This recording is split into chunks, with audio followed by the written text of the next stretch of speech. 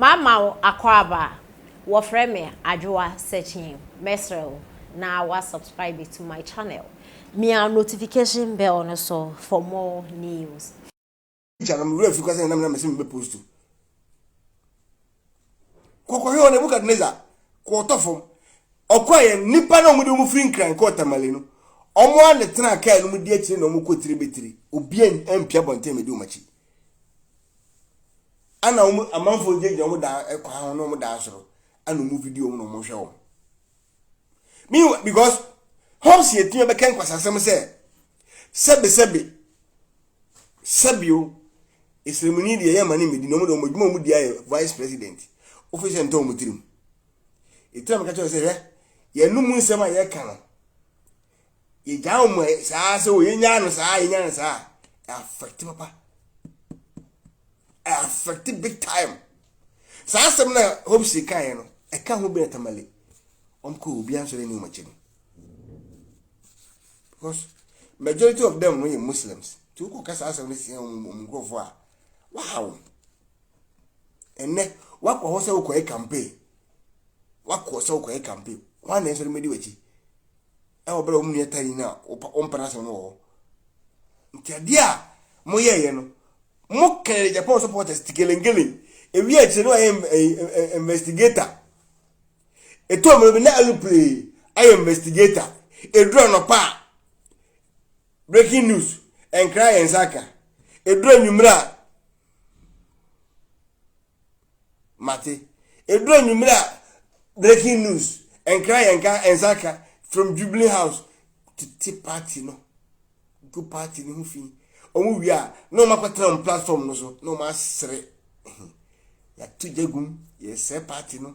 Ye go party no fi. Ye pese ye na party no position. Say the be ya Dr. Evans Kennedy any so dey hu mebam all kind of things. And na mo masan betna say ka say mo na mosuma na say o mewura party no say the be ya ni trimu po eduru no so afere Maria moko mesi me de mekan Maria moko bo be say mekan yo eduru no so a say the be ya obenya nkrofo mo madinachi anye sa se meduru no so a onye obi amane support no na muni mwe now ba mutimi bom adwen to free kata mani se mba parese because musa abrefa ni amayin na mi hu ne se mun na mo from NDC wo kana ana me ofa na me ofa abrefa ye din nti se wo ofa bi na dia abrefa na se even family ni kwa wo firi ni kwa na emfa ho ye din to wadwen ko esundo abrefa wo no so wadwen ko ana mu ye ya na Mayana ena me no kasei mas honorable Ken ba our MPP mu no e good ema won first of all how nemum de omu be yenie won honorable Ken afa dwen se muntie on se dem na party num se de be ya enkrofo bi according to Maria Makobodu no because they say no ensem bi okikan no mo ye enti no ama wo lose credibility especially the leadership no wo lose bi no ebre enti wo mo na push ni na mpedifo bi na kasa se onfa na homa fole party no said ye be ye mpedifo no eduru a mpedifo be support no mo campaign muntie pa wo na ade a omo be ye nie on be ye campaign ni ye pa tia MPP ko position said ye ona wo kere di kan yin ti no omo be gina sa ade no so afo so ase MPP be ko position wonu se sa ase mo me ka che se omo ye secret meeting ama eliki omo boss apo no se Kennedy be chance na obenye bi edi nti okwan bi on be fa so asa aba ye beto no on be masa ayi MPP be ko position number nti no na roko pa amwasa kan public na okaya mo no asem esan admit no say so me ja was kani enkrofo mu guase a so my disappointed ni ade no ono kwa ni tipa no ko fa palasita mo ama o jimi ni ho a enti mo bi anye shock na de waye no omo no munim de o maye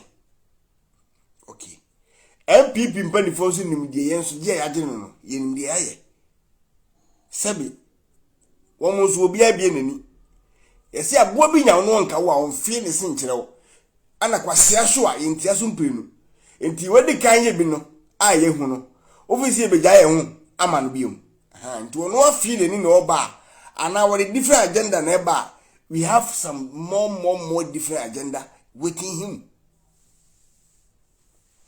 We want more agenda yenso e de twen no na omo person mo yesa na ba no etuna MPP elusu a na Kennedy anya sympathy won penifo because ombaka se wo ko ekura according to oba no no ka onyo na meka e basa ombaka se o ye to oba ni ekura no okọ e wasa ba ndie mo me mfema no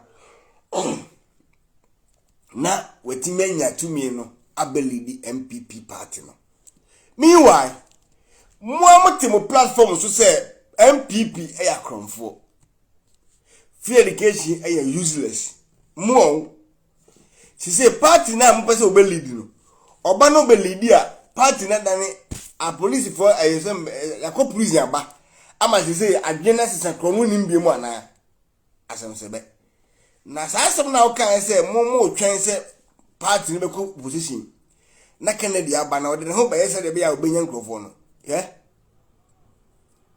delegate ne to obaleti an so mo wukra foforo youth na san bewrem obi enu na ni ache o obi enu wa sebe wada enti Maria makobodu no me de o kan ya me nim se Kennedy bibi otimi ye tia no ye mu bi ka kire mu ana na mo se enti wono me se me so aba ya man welcome but we don't trust him anymore.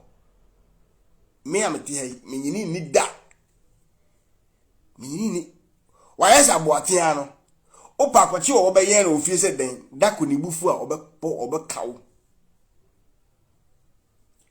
jata wo yen no da ko ni bufu a wo no be kawo obe chewo opa ye de obe ni bia ni bufu one day obe kawo obe rewo entieni da ho na mo supporters na amani abre den na amadan musu na yese musu mo tempenten kwa no muntie nyansasem wa hana ye ne mu na sha ase mate minia ye ne mu na sha ase goti me chiawo ye ka kire mo se de mo nya nyansen ye yi sa nyansen ya